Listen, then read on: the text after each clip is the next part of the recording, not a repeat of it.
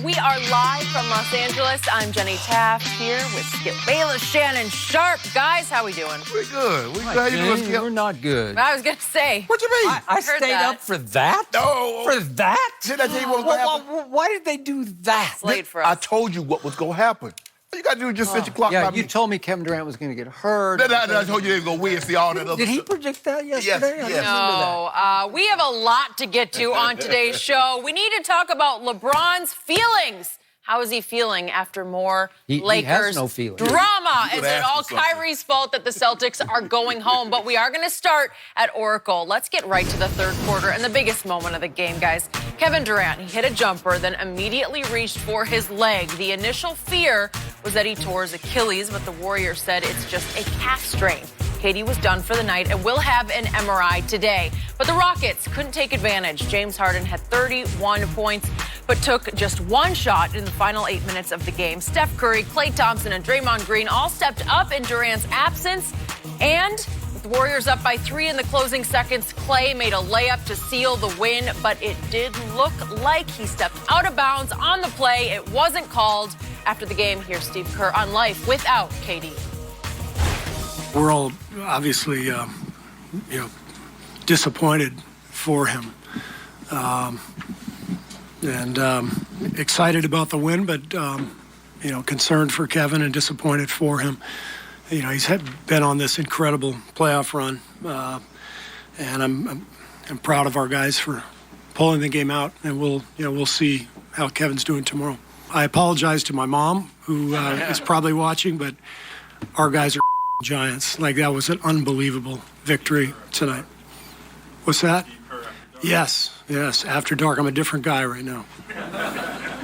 All right, Shannon, are you surprised the Warriors won last night without KD? No, because we saw them just, Skip, I think a week or two before the end of the regular season, go to win a game in Houston without Kevin Durant. March 13th. So I'm even less surprised because if you think about it, in this round of the playoffs, 4 of their 5 starters had gone to 2 championships, won a championship before Kevin Durant even got there. What Kevin Durant makes them basically almost unbeatable in a 7-game series. They have a 2-time league MVP. One of those times he won it unanimous. That's Steph Curry.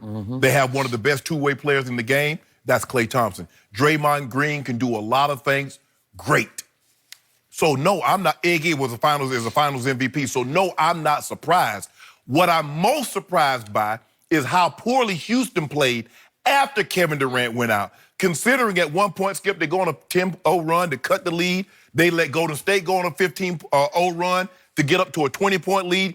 They whittle it all the way back down. Kevin Durant leaves. I said, okay, they got him now. I said, I'm in trouble. Skip's going to come in here and be gloating tomorrow. Well, I'm not going to gloat if Kevin Durant. No. I said you're going to be gloating that you won. You don't really, you don't want, no one wants to see I Kevin couldn't gloat without that guy. Yeah, but you was going to go, you're going to win. You like winning more than anything. But anyway, as I was saying, and then all of a sudden it happened, Skip. Right before my very eyes. Skip, I've gone to Vegas and seen the magic shows, seen Siegfried and Roy, who they no longer do their act, Penn and Teller. I've never seen a guy disappear without using a sheet or a box as well as James Harden can in meaningful basketball games. He disappears and you still see him. Skip, this is unacceptable that he takes 3 shots in the fourth quarter. He takes 1 shot in the final, 8 minutes of the ball game. Skip, that's unacceptable. CP3 has been a no-show. Clint Capella last night, you know what? This is why I don't like plus-minus, because the plus-minus says Clint Capella was the best Houston Rocket at a +8. He was good and terrible last night, Skip.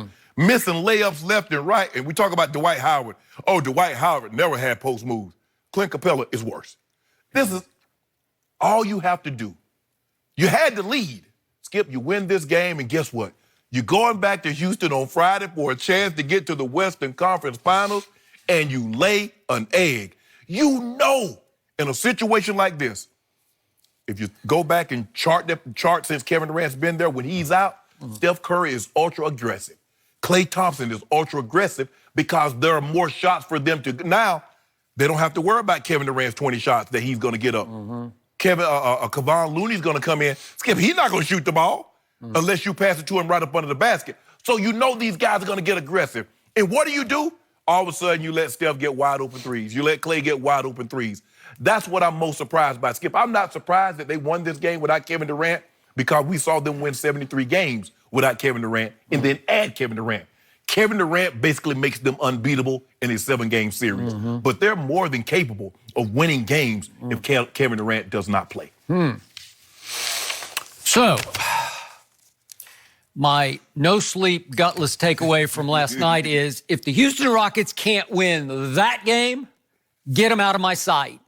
Just write them off. Let's just stop it right here. I don't want to see them get embarrassed at home once again by a team without Kevin Durant.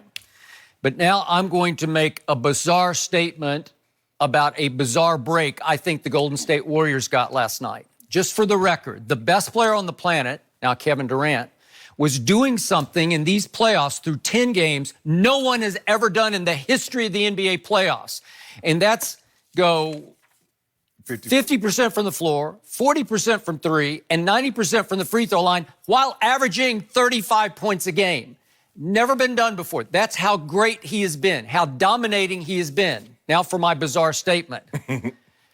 I believe Golden State would have lost that game if Kevin Durant had stayed healthy through the fourth quarter, if he had not been hurt. You might be right. Because I wrote off the Rockets at halftime. It looked like Golden State had flipped the switch and turned back into Golden State, all caps.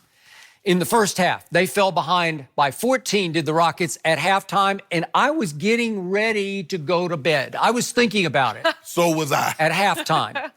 And then, right on schedule, Golden State at home fell victim to are we there yet syndrome that they have been suffering from all season long, especially at home. Is that enough? Did we do enough? And they took their foot right off the accelerator and they weren't diving for loose balls anymore. And what happened? Here came Houston. I was actually sitting on my bed and then I stood up and I said, wait a second, I can't turn this off. They go on a 22-9 run, and all of a sudden, Golden State turned back into lowercase, all lowercase Golden State.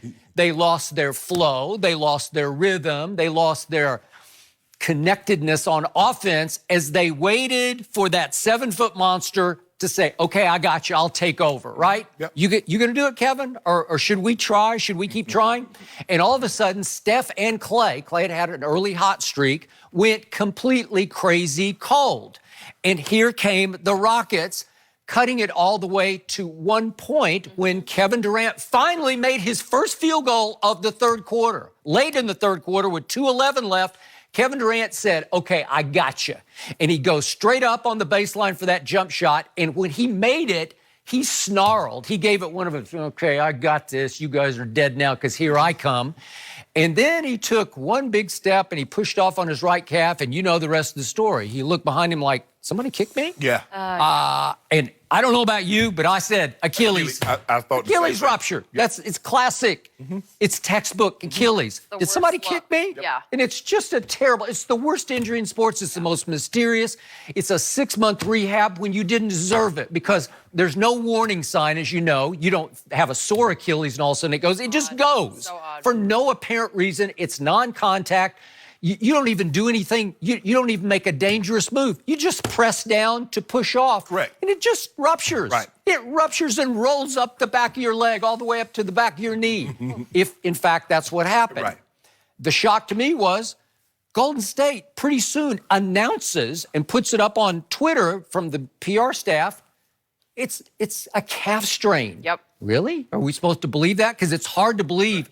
Was it a calf tear? It looked pretty bad, right? Looked pretty bad, yes. Okay, so obviously you would think Golden State would be deflated and devastated, and you would think James Harden and company would say, Yep. ooh, Sharks we got this. circling, blood in the water. Ooh, we finally got them.